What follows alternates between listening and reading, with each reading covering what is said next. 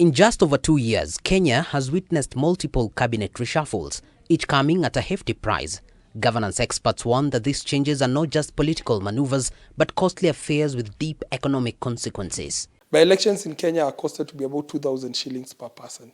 So if you look at constituency like Kandara, which had 46,000, or if you look at a constituency like today, Roko's, if Roko becomes minister, Mbeere North, that's 48,000 voters. That gives you about 96 million shillings that IEBC will have to spend to conduct these by-elections. The cost doesn't end there. Sacked cabinet secretaries are entitled to hefty gratuity payments. You have to pay them the gratuity of that 1%. That 1% for each year work. This coming in guy will also get a new package.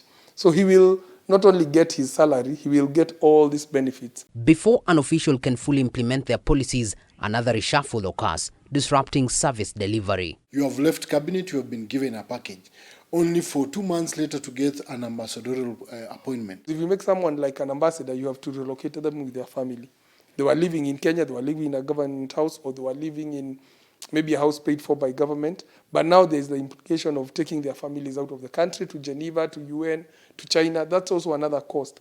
The irony, while the government calls for reducing the wage bill, cabinet positions continue to increase. It is one thing that the government is speaking when it comes to managing the wage bill, but in practice is totally the opposite. Experts argue that a well-thought-out appointment process would be far cheaper than constant reshuffles that drain public resources. So as a country, the fact that we have poor planning is making it extremely difficult for the economy to thrive. David Kagina, K24 TV.